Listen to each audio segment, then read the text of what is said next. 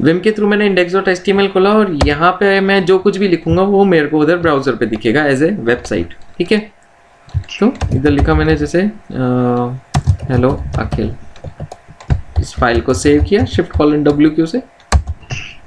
ठीक है, अब मैं जाता हूँ ब्राउजर पे, तो जो सर्वर अभी लॉन्च किया है उसकी पब्लिक आईपी को अगर मैं हिट करूंगा तो अपाचे का टेस्ट पेज आएगा, क्योंकि अभी तक हमने कोई साइट नहीं डाली थी तो हमने उधर टेस्ट साइट रखा है, एक HTML रखा टेस्ट पेज। ठीक है, यहाँ पे दिख गया हेलो अखिल।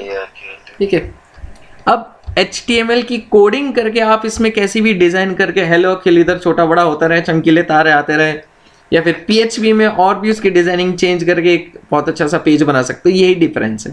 ठीक है, तो साइट कैसी भी हो सकती है, उसको चलाने के लिए आपको सर्वर चाहिए। सर्वर पे अपाचे वेब सर्वर इंस्टॉल करना है, www.html के अंदर आपको वेबसाइट रखनी है, तो ब्राउजर पे डिस्प्ले होगी जैसी आपने वेबसाइट बनाई है।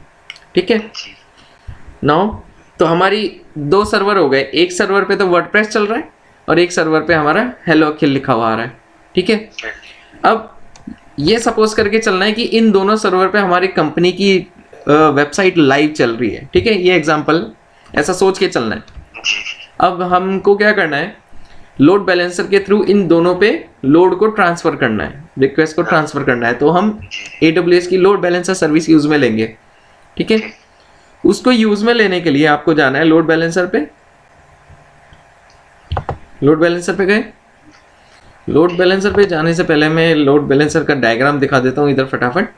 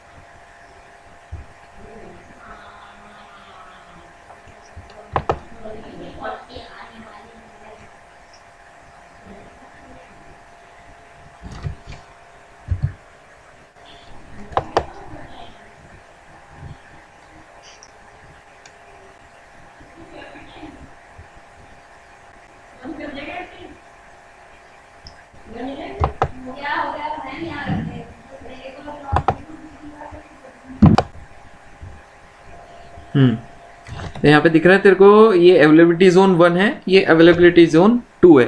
ठीक है, तो सबसे बेस्ट आर्किटेक्चर कौन सा होता है जिसमें कि सर्वर एक ही अवेलेबिलिटी जोन में नहीं रहे, मल्टीपल अवेलेबिलिटी जोन में स्प्रेडेड रहे, अक्रॉस मल्टीपल अवेलेबिलिटी जोन आपके सर्वर्स होने चाहिए, ताकि एक डेटा सेंटर डाउन भी हो जाता है किसी रीजन का, जिस भी रीजन में आपने बनाया अपना पूरा आर्किटेक्चर, तो एक रीजन भी डाउन हो जाए तो भी आपके सर्वर दूसरे रीजन में तो है ही, सॉरी दूसरे डेटा सेंटर में, यानी दूसरे अवेलेबिलिटी जोन में।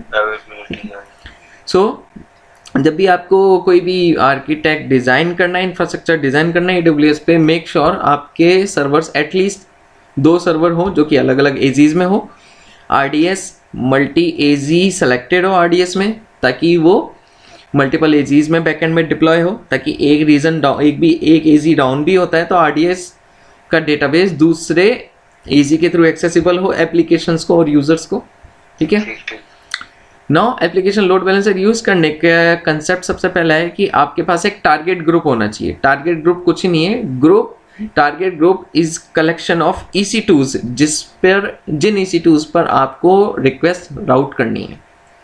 ठीक है, तो उस ग्रुप को बोलते हैं टारगेट ग्रुप। तो ये टारगेट है दोनों सर्वर, अभी एप्लीकेशन लोड बैलेंसर के लिए टारगेट हो गए ना दोनों, तो टारगेट के ग्रुप को क्या बोलते हैं, टारगेट ग्रुप। सर्वर के ग्रुप्स को टारगेट ग्रुप बोलते हैं।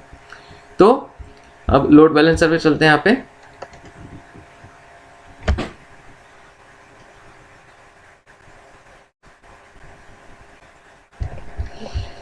सिंपल सा क्रिएट लोड बैलेंसर,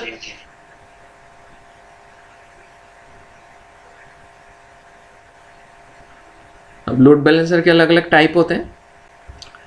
यहाँ पर मोस्टली तेरे को डील करने को मिलेगा एप्लीकेशन लोड बैलेंसर पे, तो तेरे को चूज करना है application load balancer.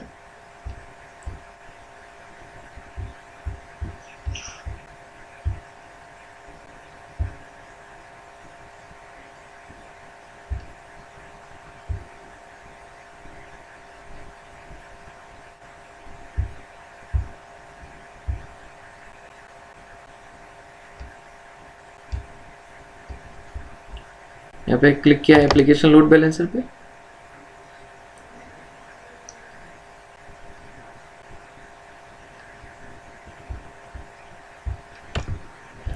Load balancer का नेम दिया WordPress hyphen test hyphen load balancer.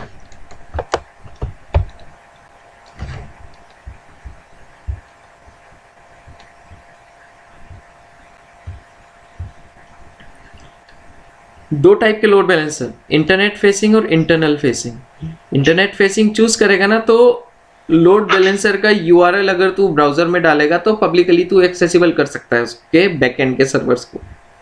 अगर तू इंटरनल डालेगा तो इसका मतलब क्या हो गया कि वो लोड बैलेंसर को तू प्राइवेटली ही एक्सेस कर सकता है विद इन वीपीसी, वीपीसी के बाहर एक्सेस नहीं कर सकता। तो private load balancer, public load balancer, ठीक है।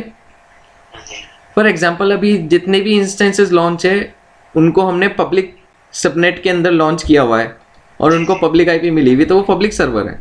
पर अगर तू उनको प्राइवेट सबनेट में लॉन्च करेगा मतलब उनकी राउट टेबल में इंटरनेट गेटवे डिफाइन नहीं होगा और उन पे कोई प्राइवेट पब्लिक आईपी भी नहीं होगी, तो वो प्राइवेट सर्वर हो गए। वैसे ही लोड बैलेंसर को अगर तू यहाँ पे क्लिक करेगा इंटरनल, तो बाहर से तू उसको एक्सेस नहीं कर पाएगा, केवल अंदर के अंदर ही एक्सेसिबल होंगे, ठीक है।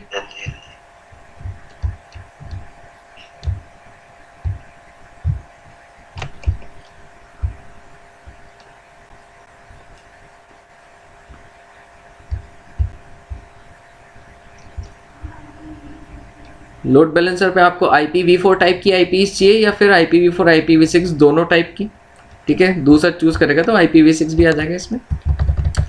अब किस VPC में आपको ये लोड बैलेंसर लॉन्च करना है, तो ये VPC और आपके सर्वर्स का VPC सेम होना चाहिए, नहीं तो पता लग रहा है ये VPC भी तो आपने कस्टम वाला चूज कर लिया और EC2 सर्वर आपके डिफॉल्ट VPC में, तो वो कनेक्ट नहीं होंगे ना। इसलिए तो अभी पूछ रहा है कि किस VPC के अंदर आपको ये वाला लोड बैलेंसर क्रिएट करना है। VPC यहाँ लिस्ट में से हमको ऑब्वियसली डिफॉल्ट वाला ही चूज करना है क्योंकि उसी में हमारे एप्लीकेशन सर्वर रनिंग है, वेबसाइट्स, वो चूज किया।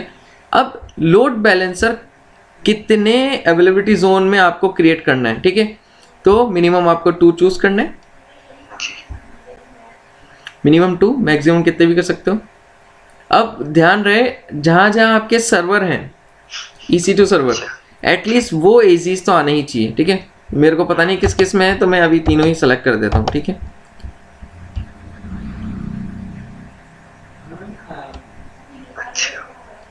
है ना।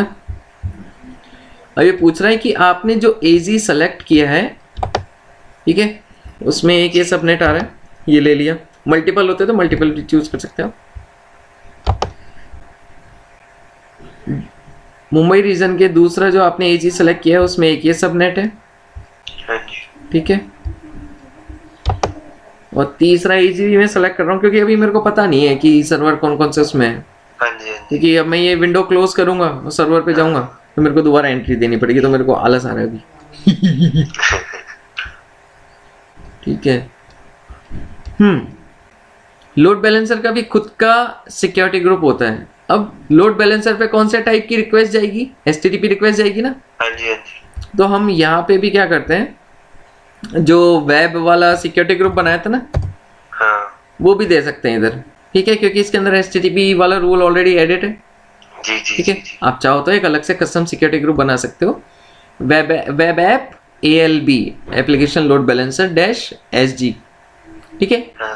उसमें आप केवल HTTP वाला रूल ऐड करो ताकि और सिक्योर हो जाए, क्योंकि